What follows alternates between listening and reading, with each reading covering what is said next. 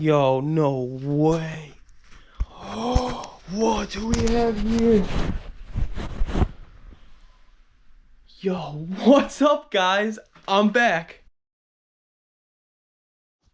Okay, so we're coming up to almost 2 years. That's 2 years too long since I've uploaded anything onto this channel. And today we're gonna change that. If you're a long-time watcher, you would know I'm Chris Uno. I like doing electric conversions. Currently, this garage is an absolute mess. But as far as jumping right back into these build series on this channel, we're gonna start with a revival kind of. What we got here is my 1985 BW80. So what took you guys so long? Nothing. The Yamaha big wheels. Perhaps they're the adventure you've been looking for. This was my first build I've done on this channel. That's going back almost 4.5 years ago now. The bike's been sitting for a long time. There's some stuff that we have to get to it to get it working again. And that's what this video is going to be about. To get this all started, let's get the bike up onto the chopping block. Solid. I'm going to put some clips of the original build video. Now, if you want to watch the whole video, you could just go to my channel, scroll down to the bottom, and find the original build videos for the BW80. I can't play too much on this one because of the music got monetized, but this was the time I had long hair. So just sit back and enjoy these. Guys, we got it. It's going to be perfect for what I need it for. I'll stop somewhere and I'll show you guys. Project BW80 is going down. We got the bike. This is what's gonna make this build pretty easy. The motor is in the middle here. They're called hub motors. And the battery for this thing is down here. There's really not too much else to it.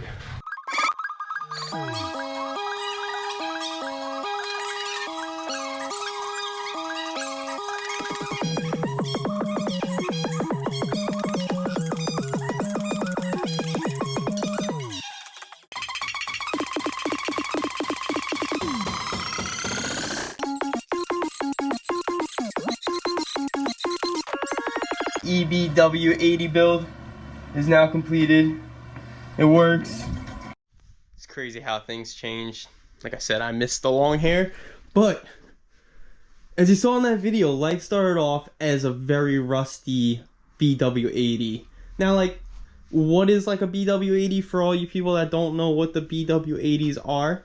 The BW stands for big wheel. So these are big tired, big wheeled bikes that Yamaha used to make back from 1985 to 1989, and it was kind of short-lived. It was like a fad kind of thing. It was when trikes were big and like other puffy wheeled vehicles were kind of cool. Honda even made something also, I don't remember, I think it was called like a Fat Cat. So basically they were just big tire dirt bikes, and they were good for like sand riding, loose terrain. That's where these things started life off as. I didn't know too much about them at the time, but what I did have was that fat scooter. So this is what the fat scooter was. These fat scooters, they're 72 volt, 1500 watt hub motor electric scooters that people use for, I'm not too sure, I guess just, the original fat scooter was used for golfing. Like they were driving on the golf fields with them, so they had these big tires so they didn't mess up the turf. And then other Chinese companies kind of took their idea and started mass producing them, and you see them all over the place. When I first saw that thing back in the day, I'm like, yo, this would make a sick big wheel 80 conversion. And that's exactly what I did here. Was I got one of those fat scooters, I cut the frame, and I built this thing. So from the time that I built this, I was never truly happy with it because it was never really truly an BW80 because of the slick tires. I didn't like how it looked. This tire has a puncture in it. It always goes flat. I got these bad boys for it. These are like back wheels from like a quad, and I'm gonna try putting these on these rims. But first we're gonna do away with the plastics. Just be easier over there. Some of the other things we gotta do on this is gonna be the brakes, because the brakes don't work. I'll show you that shortly. So the controller and everything for this thing is underneath the gas tank over here. We're gonna get to that because we gotta disconnect the power cable going to the motor.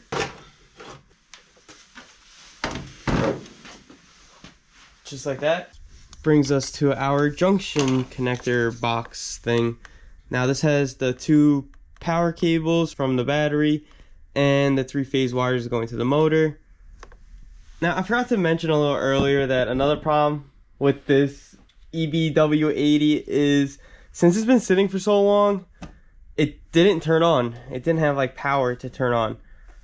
Not exactly sure why, but while we're at this point of having this junction box, before we disconnect anything electrical, we are going to check the voltage of the battery to make sure that this thing has at least 70 something volts, just to make sure that the battery isn't smoked. So we're just going to go to the power cable, positive, negative. Oh no, dang it. Well, that shows it has 6 volts. That is unfortunate. I guess let's take the battery out so we can confirm what we have going on with this battery. 6 volts is very low. That kind of sucks. So anytime you want to work on these, you should have some kind of fuse on the power cable. This way you can kill all power to everything. So it's a good idea to take the fuse out. So before we unplug these, I just want to take the fuse out. Okay, that's interesting. It doesn't have a fuse.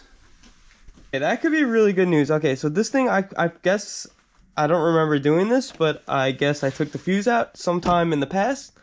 And let's cross our fingers that this battery is perfectly fine, and if I put a fuse in there, this all should work.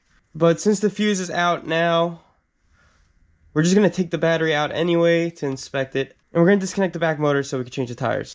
Take your time and be very careful when you work on these things, because there is a chance of electrocution. Probably not like it'll kill you, but it'll definitely kind of hurt. Alright.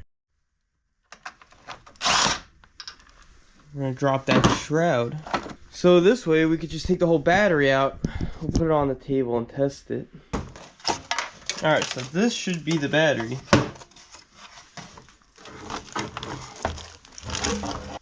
So it's 72 volts, 20 amp hour. Let's pop a fuse inside here. Where am I gonna get a fuse from? Alright, here's a 40 amp fuse I just found.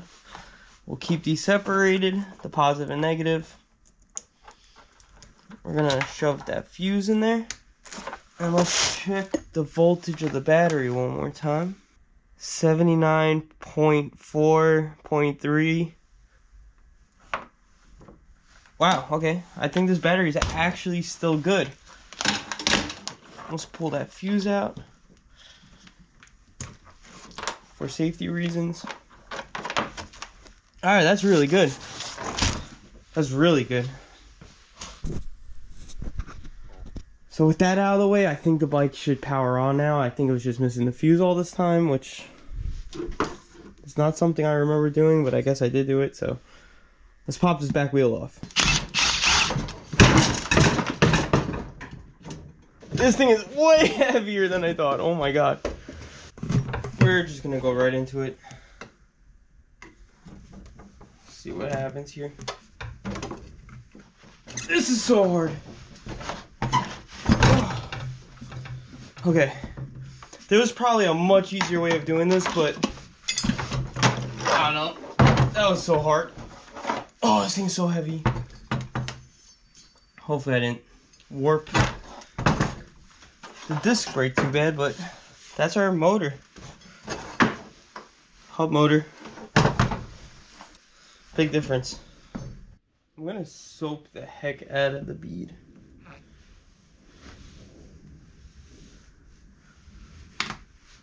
That's probably way too much soap.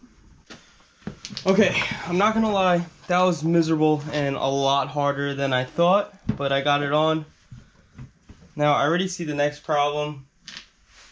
The tire is not gonna seat when I go to put air in it. Alright, this is it. Hope this works.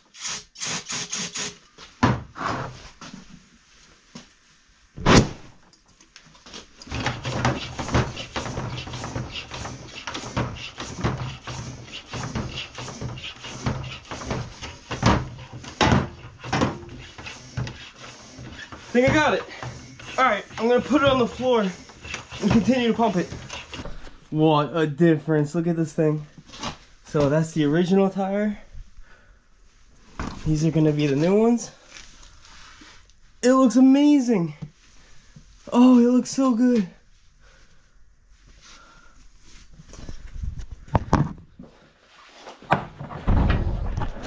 Oh, I can't wait to put this on the bike. Let's do the front one. So here we go. We got front, back. Let's throw the front on. Okay, so with the new fatter tires, we're having some clearance issues with the caliper up against the tire. Which is not a terrible thing because that'll bring us to our next problem that we have with this bike, and that's going to be the brakes. See how like the handle doesn't have that much play?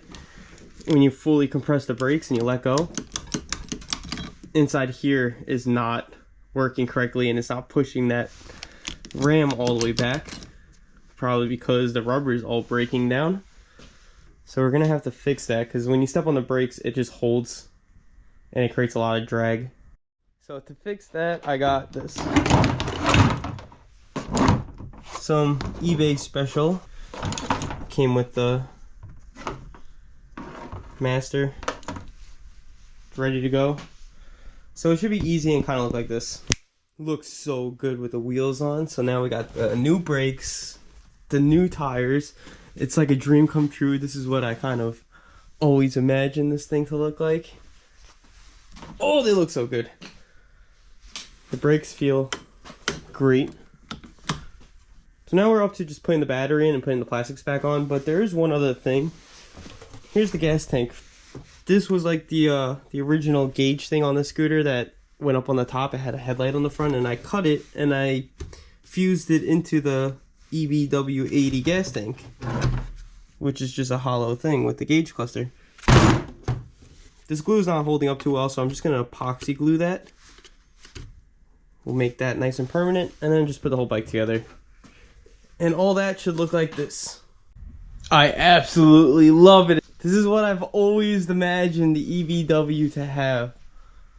Oh, it looks so good, and this didn't come out great, but it's better than what it was.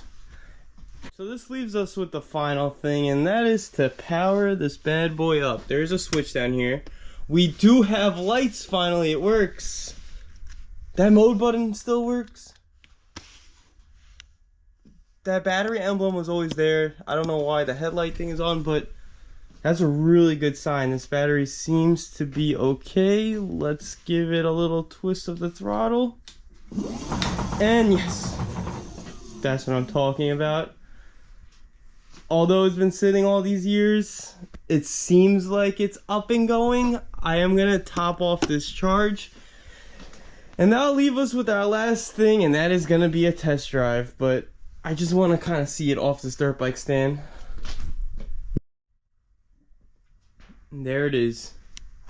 The EBW80. Let's go take it for a little joyride. Okay guys, so we made it. We're outside with the EBW80. It rained a lot, so the trail is like super muddy.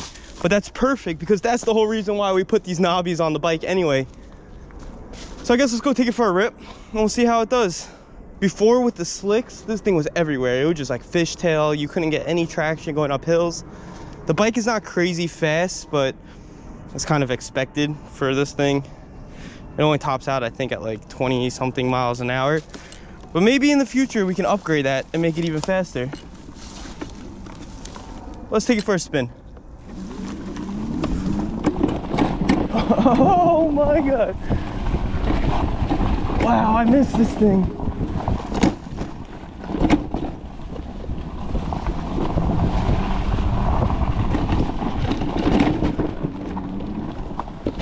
The suspension could use a little work.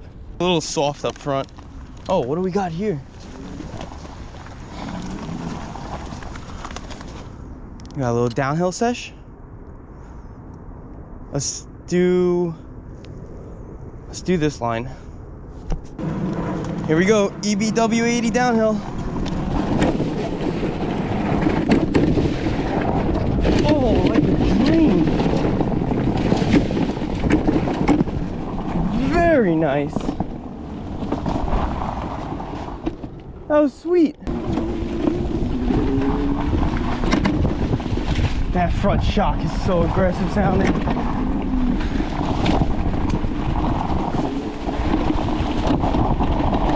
So I do have the drone in my backpack. We could possibly rip that thing out and try to get some aerial shots of this thing.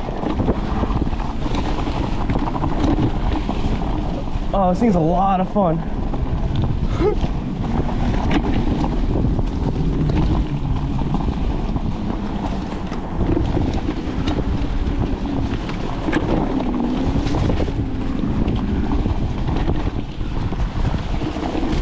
So sick. Oh man, I couldn't be happier with how this came out.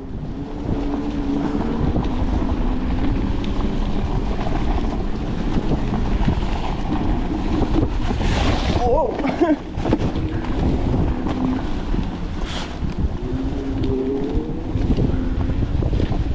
The tires handle real good.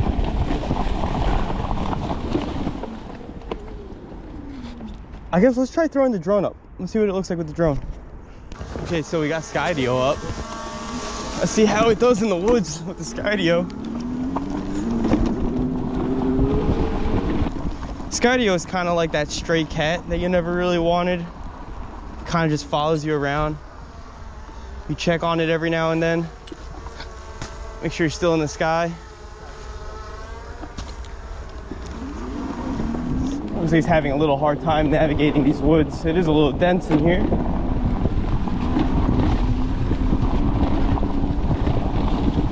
But hopefully we'll get some shots out of it.